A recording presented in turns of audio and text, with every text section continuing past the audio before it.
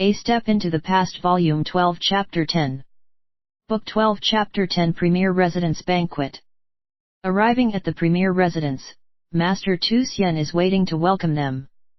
This old friend whispered a secret meeting time and place to them before getting his men to bring them into the eastern hall where the banquet is being held. He was the last to arrive. Lord Chongping, Lord Changwen, and Ngu were there before him. Unexpectedly, Tiandan and Li Yuan were present as well. Tiandan's General Dan Chu is also present. As a host, Lu Bue introduced the three of them to Tiandan and the rest. Xiang Xiaolong recognized Tiandan but pretended to meet him for the first time. Tiandan is scrutinizing him carefully but did not display any recognition.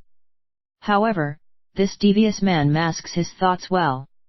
Even if he spots something wrong, he will not express it on his face. Lu Bue continued to introduce them to the other guests from the premier residence. Guanzongzi, Lu Xiang are definitely joining them for the banquet. The others are Moao, Lu Chan, Zhou Zian, and his other clansmen. Moao is a quiet man with little words, keeping a low profile. If not for Tu Xian's warning, nobody will know that this man is Lu Bue's chief strategist. Li Yuan is looking great and was quite friendly and polite towards Xiang Xiaolong. From his facial expressions, he did not show any signs of jealousy about losing Ji Yanran to him. Xiang Xiaolong was thinking about Guo Zhiur who married him. Is he treating her well? Love can be the biggest mental burden.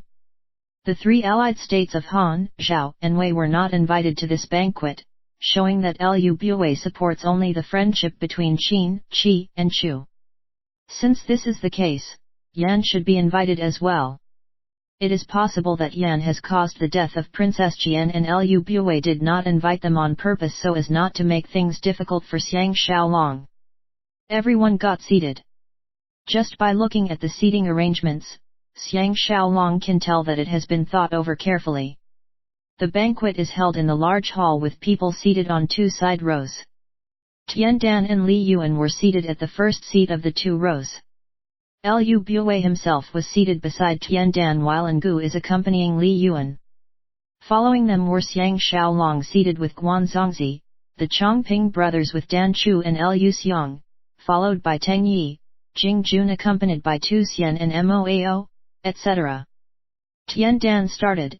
If this banquet is held 10 days later, it will be surely held at the new premier residence. Lu Bue laughed gleefully at his remark. Until now, Xiang Xiaolong does not know how these two men are related but he can guess that there are some dealings going on between them. Otherwise, why didn't Qi send their forces to join Prince Xinling's combined army? Or it could be Li Si's deduction that Qi is only good at boasting and lack real military prowess. Li Yuan comes from Chu which took part in fighting against Lu Bue's general Meng Ao but was still well received by Lu Bue. Thankfully, Xiang Xiaolong knew what is going on and was not surprised at all. At the end of the day, the most influential man in Chu is Lord Chun Shen. He may indulge in women and wine but is someone who looks at the big picture and is on good terms with Prince Xinling. He will definitely support Prince Xinling by sending the Chu army to join his combined army. To execute his plan to ally with Qi and Chu while attacking the three allied states, Han, Zhao and Wei. Lu Bue has to do his best to win Li Yuan to his side. If Li Yuan can topple Lord Chun Shen and gain military control, he can attack the eastern states in peace without fearing intervention from Qi and Chu. Tiandan is not easily tricked so there must be a secret agreement between Lu Bue and him. This is what politics is all about. Secret arrangements can have a far greater effect than the results of a fierce battle. To Xiang Xiaolong who knows the eventual winner of the warring states period, Tiandan and Li Yuan are making unwise decisions. But to the people who existed during these times, the future is unpredictable. Warlords and heroes have fought countless battles for centuries, making everyone believe that this will go on forever. Qi and Chu had hoped to reap rewards from the fighting between Qin and the allied states. Tiandan leaned towards Lu Bue and whispered to him. From their expressions, there is something going between them. While waiting for the dishes to be served, everyone began chatting among themselves. Xiang Xiaolong did not want to speak to Guanzongzi, but the next table is a few feet away from them. He knew that conversation is going to be unavoidable. Guanzongzi began, "Official Xiang's swordsmanship is famed throughout Qin and I value martial arts more than my life. We must find one day and exchange pointers." Xiang Xiaolong could guess that his words sound nice, but he is actually trying to beat him in a duel and gain fame for himself. But he is a real expert after all. His posture, footsteps, and balance reveals everything about his real fighting talent. Among all the men he can duel before, including Yuan Zong, Teng Yi, and Wang Jian, this man should be the most formidable. If his arm strength is stronger than Xiao Weimu, Xiang Xiaolong is likely to lose unless he resorts to some extraordinary fighting techniques. He beat Lian Jin as he applied the correct strategy, and his Mahist sword is much heavier, thereby forcing Lian Jin to be out of breath and dying a tragic death. This method will not work on Guanzongzi. He smiled, "Official Guan may not know about our rules yet. The king has decreed that military officials are forbidden to duel among themselves." Guanzongzi was startled and weakly replied, "Official Xiang is mistaken. How would I dare to duel against you? I am only suggesting we examine each other's swordplay." Xiang Xiaolong officially state, "I see. I have misunderstood you." Guanzongzi cheerfully added, "I heard that the crown prince loves sword fighting.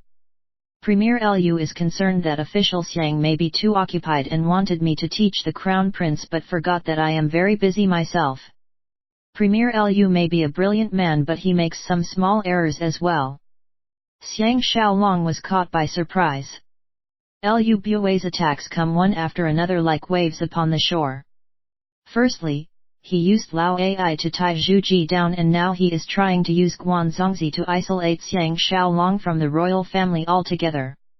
Lu Bue did not know their secret and thought that Xiao Pan favors Xiang Xiaolong because children love to worship heroes. If Guanzongzi can defeat Xiang Xiaolong, Xiao Pan will lose interest in him. He could forecast Lu Bue arranging a duel between them in front of Xiao Pan. When Xiao Pan personally witnesses his defeat, Guanzongzi will likely replace him in tutoring Xiao Pan. If Moao is the originator of this scheme, then this man is simply horrendous. Unconsciously, he looked towards Moao and saw him chatting joyfully with Jing Jun. He is worried that Jing Jun may reveal some secrets unknowingly and prayed hard that Jing Jun is cleverer than he looks. A series of gongs can be heard approaching the hall. A group of 10 odd musicians came in from the left and began playing. Everyone stopped talking and enjoyed their performance. This is the first time Xiang Xiaolong saw musicians at dinner banquets since he came to Qin. This is a common sight in the 6 states but rare in Qin.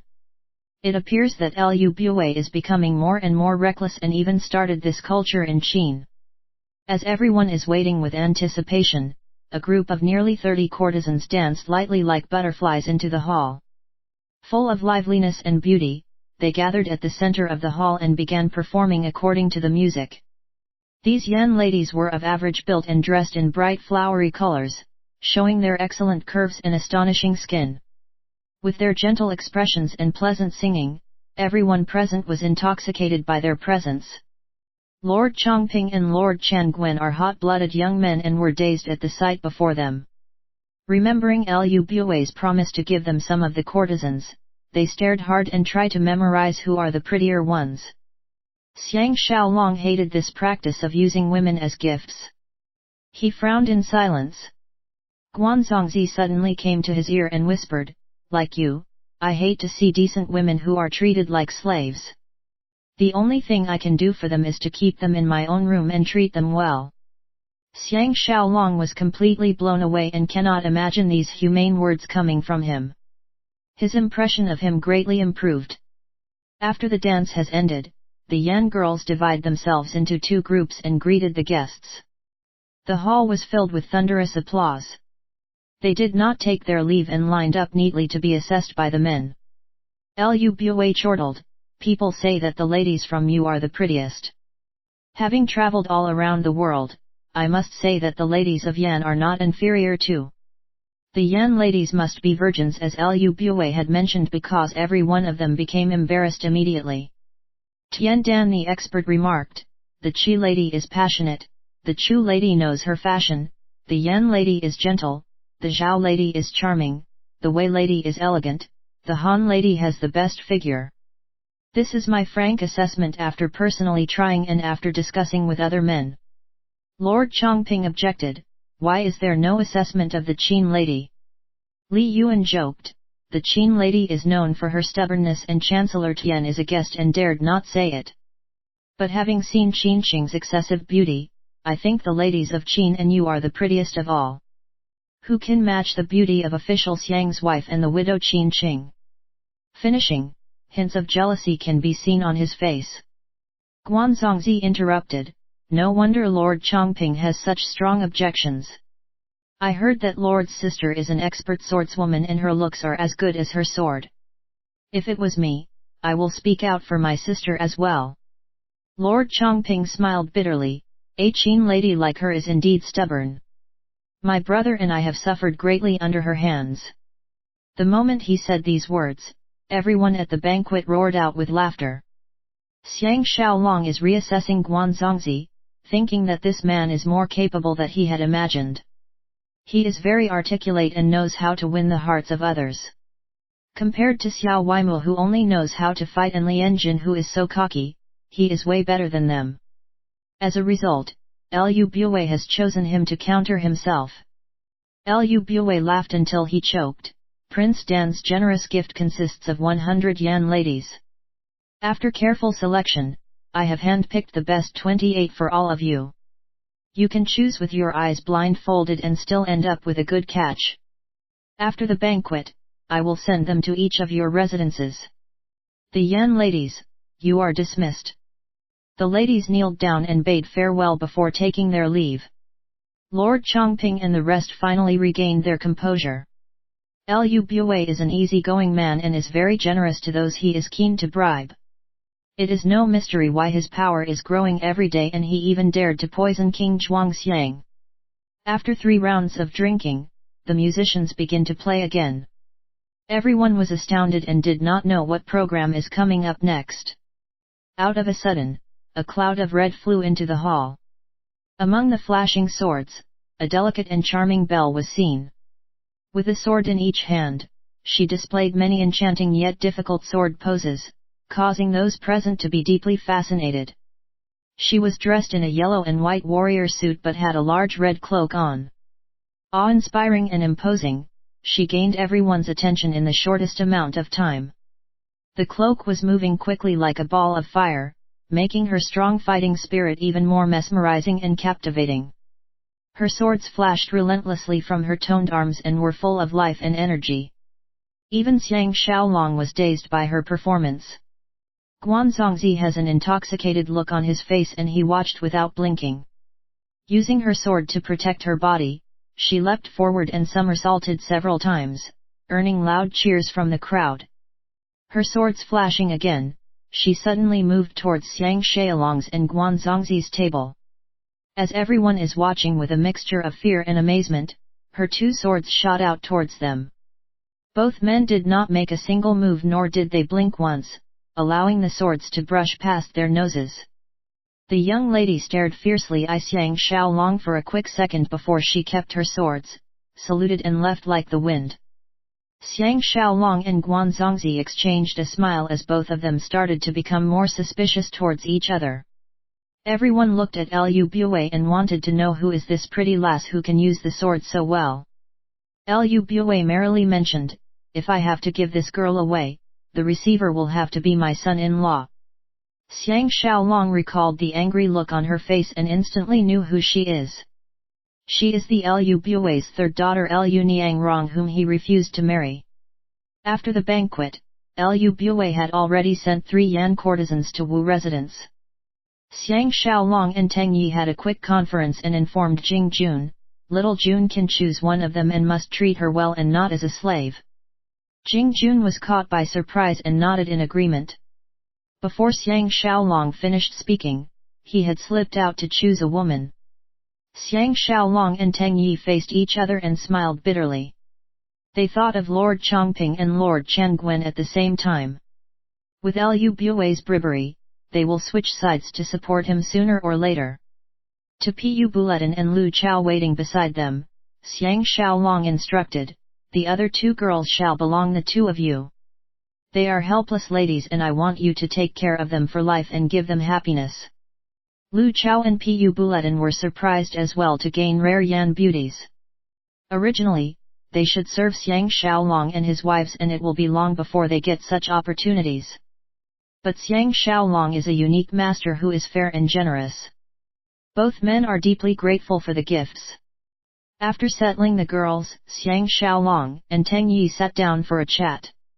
Teng Yi began, "Guanzongzi is a worthy opponent. He will soon gain the respect of the Qin military who worships heroes.